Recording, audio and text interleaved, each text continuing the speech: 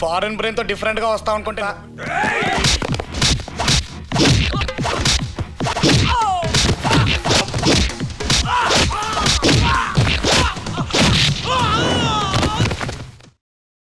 Halo sahabat, apa kabar? Semoga sehat selalu dan senantiasa bahagia. Terima kasih sudah subscribe dan selalu setia menyimak video-video SLMTTV setiap hari tanpa skip. SLMTTV tentunya selalu hadir menemani waktu bersantai sahabat dengan alur cerita film-film pilihan. Kali ini SLMTTV akan bercerita tentang sebuah film yang berjudul Na Aludu.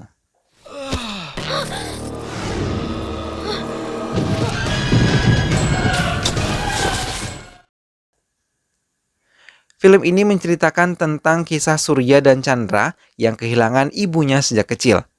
Tak lama berselang mereka merelakan kepergian ayahnya karena sakit.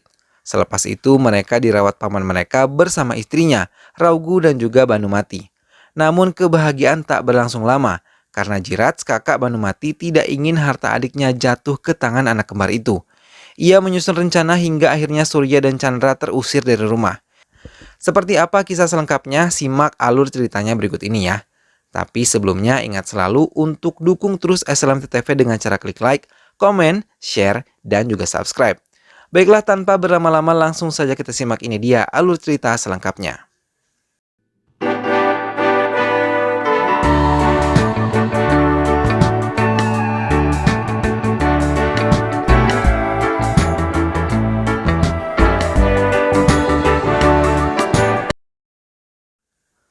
Sepasang suami istri berlarian menembus hujan yang amat lebat.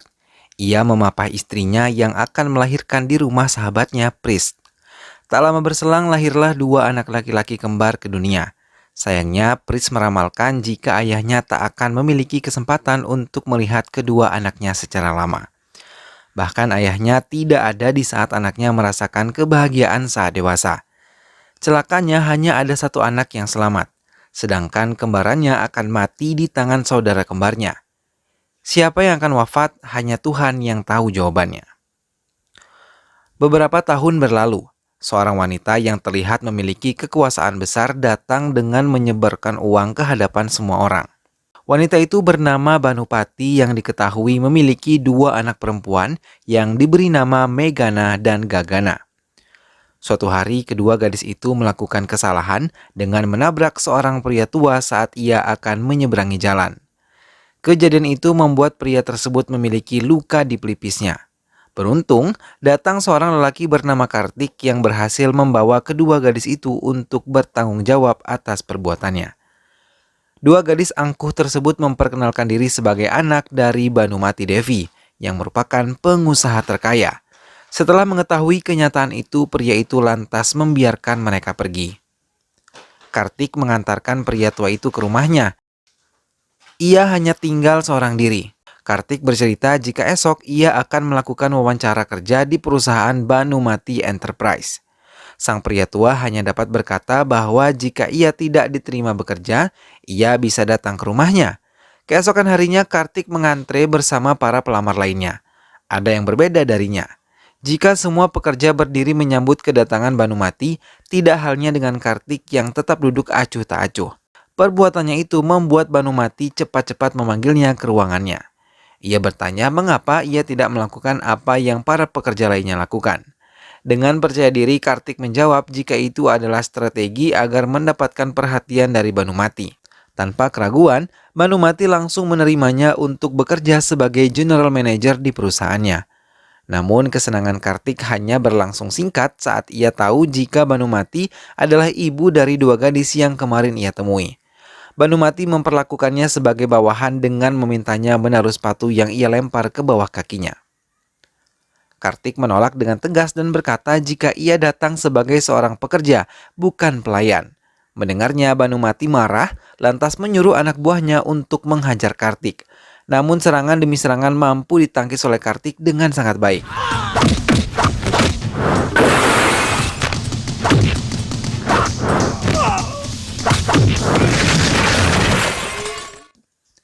Banumati lalu merobek ijazah dan sertifikat MBA milik Kartik di depan semua orang. Hal itu tentu saja mencoreng harga dirinya.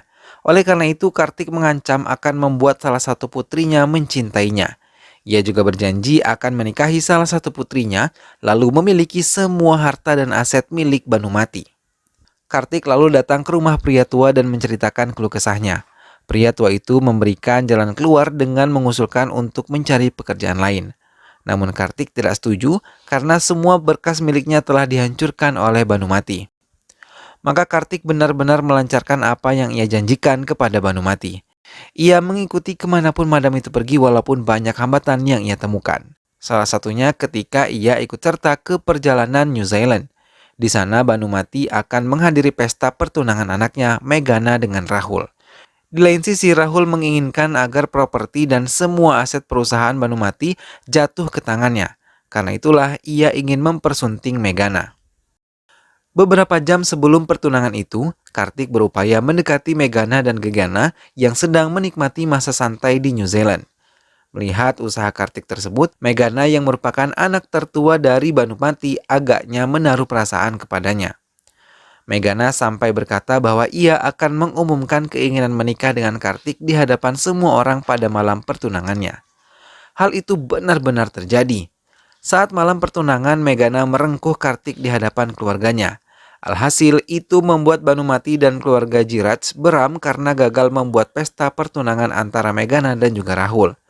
Untuk menutupi rasa malunya, Banumati berkata jika ia akan menikahkan Rahul dengan Gegana, anak bungsunya sebagai ganti Meghana yang melakukan aksi tak sesuai apa yang ia pikirkan.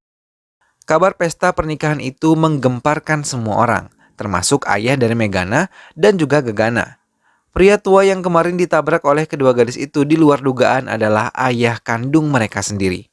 Ia datang menemui istrinya, Banumati, dan menyampaikan keberatan atas ide istrinya yang ingin menikahkan Gegana dengan anak dari Jiraj.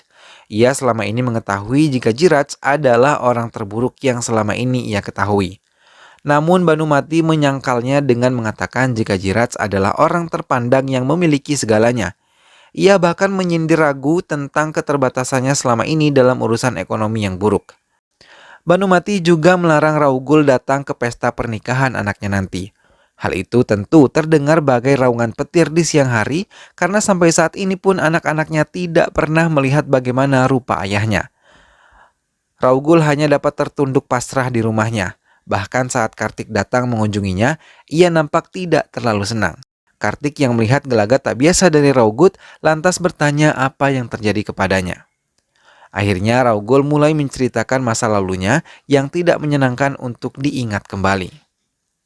Semasa muda ia memiliki sahabat karib bernama Sripati yang sangat kaya raya. Pada suatu masa, Sripati menikahkan adiknya yang bernama Banumati kepadanya. Pada malam perayaan kehamilan istrinya Sripati, Jiraj yang merupakan kakak dari Banumati memprotes keputusan Sripati yang menjodohkan adiknya dengan pria tanpa latar belakang dan kekayaan. Sripati lalu memutuskan untuk meninggalkan lingkungan keluarganya untuk menenangkan diri. Bertahun-tahun keberadaan mereka tidak ditemukan oleh siapapun. 10 tahun kemudian, Raugul berhasil menemukan Sripati. Sayangnya istri Sripati telah meninggal dunia. Ia pun bertemu Sripati dalam keadaan yang tengah sakit keras. Sripati menyampaikan wasiat kepada dua putra kembarnya agar saling menjaga dan tidak menjadikan harta sebagai bahan pertarungan. Setelah mengatakan itu, Sripati menghembuskan nafas terakhirnya. Raugul lantas membawa kedua keponakannya untuk tinggal di rumahnya bersama Banumati. Namun Jiraj kembali membuat kegaduhan dengan membuat Banumati membenci kedua anak itu. Suatu hari ia tak menemukan kedua keponakannya di rumah. Jiraj mengatakan jika mereka mencuri lalu memutuskan untuk kabur. Namun Raugul tidak percaya dengannya. Bahkan Banumati juga tidak membelanya sedikit pun. Dengan rasa penuh kekecewaan, Raugul pergi dari rumah megahnya karena Banupati yang ia rasa sudah berubah. Mirisnya sampai saat ini ia belum juga bertemu dengan kedua keponakannya itu. Entah sedang di mana mereka berdua, Raugul sama sekali tidak mengetahuinya. Di lain tempat, Jiraj menelpon anak buahnya untuk menghabisi Meghan. Lantaran gadis itu lebih memilih pria lain dibandingkan putranya untuk menikahinya. Beruntung saat mereka akan menculik Meghan, seseorang lelaki datang menyelamatkannya.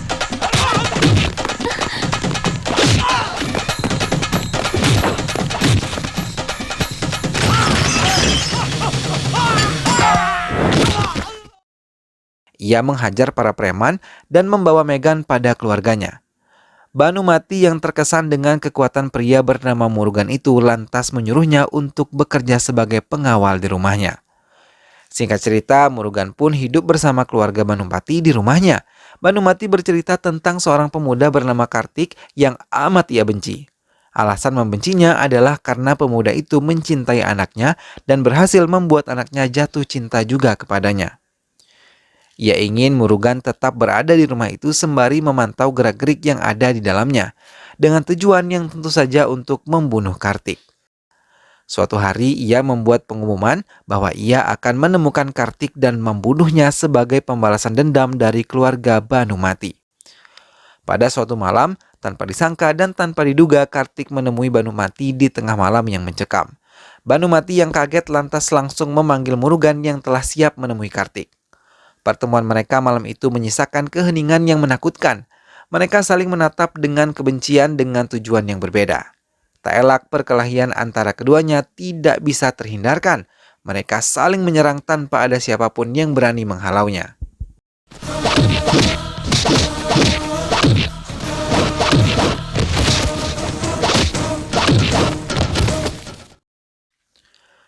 Sayangnya tenaga Murugan nyatanya lebih kuat dan besar dibandingkan dengan tenaga Kartik. Dengan sekali hantaman, Murugan mampu melumpuhkan Kartik. Ia lantas menguburkan jasad Kartik di halaman rumah kediaman Banumati. Keesokan harinya Banumati menyambut gembira berita yang telah ia terima. Ia menawarkan hadiah apa yang diinginkan oleh Murugan. Ketika ia menawarkan uang dan pekerjaan, Murugan menolaknya dengan tegas. Hal itu tentu menimbulkan tanda tanya di benak seorang Banumati. Ia lalu menawarkan ingin mencarikan calon pendamping untuknya. Tanpa menunggu lama, Murugan menunjuk Gagana yang saat itu juga tersipu melihatnya. Melihatnya mau tak mau, Banumati mengabulkan keinginan Murugan untuk menikahi putrinya. Sayangnya janji tinggallah janji, karena Banumati membuat jebakan agar Murugan keluar dari rumahnya.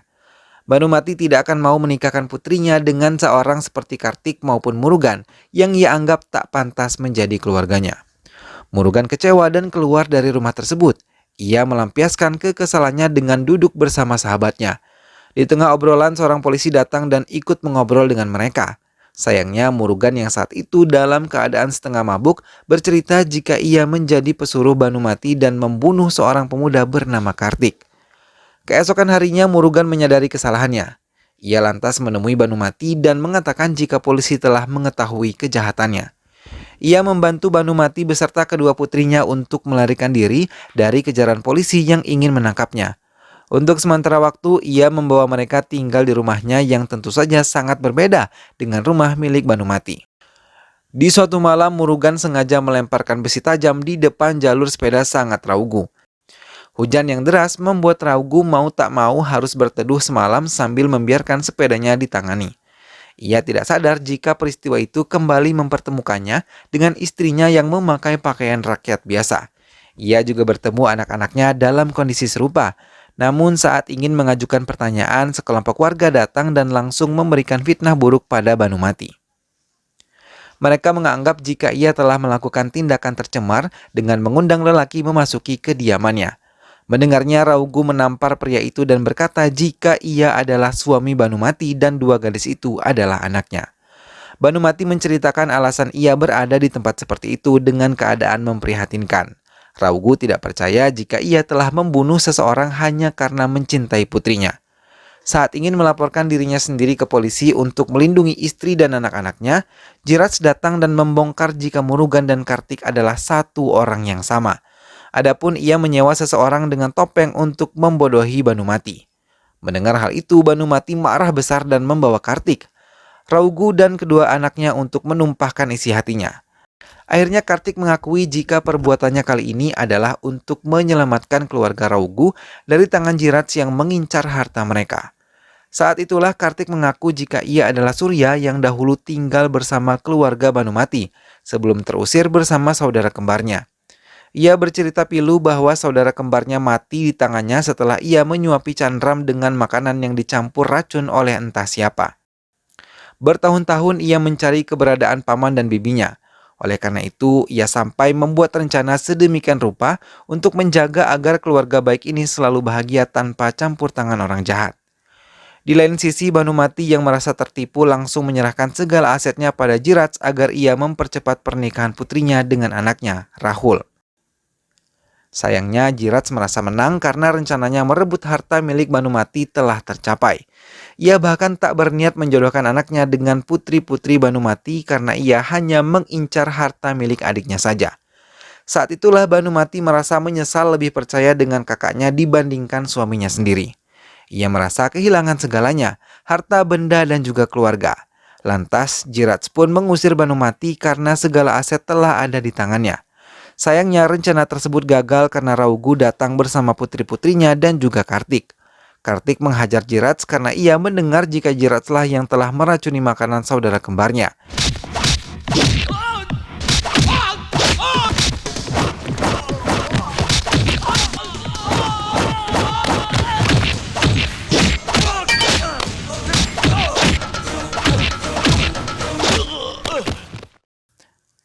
Polisi pun datang atas laporan yang dibuat oleh Raugu.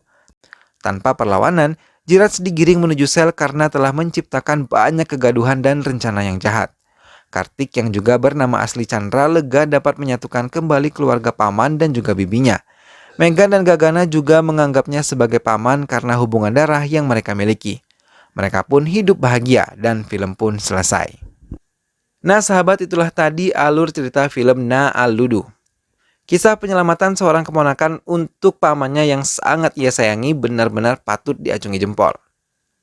Kehebatannya dalam melindungi keluarga pamannya tanpa diketahui oleh pamannya benar-benar sangat memukau. Semoga sahabat semua terhibur setelah menyimak alur cerita film ini. Terus saksikan alur cerita film yang lainnya hanya di SLMT TV. Dukung terus SLMT TV dengan cara klik like, komen, share, dan juga subscribe. Sampai ketemu lagi di video-video selanjutnya. Terima kasih sudah menyimak video ini sampai akhir. Sehat selalu sahabat dan wassalamualaikum.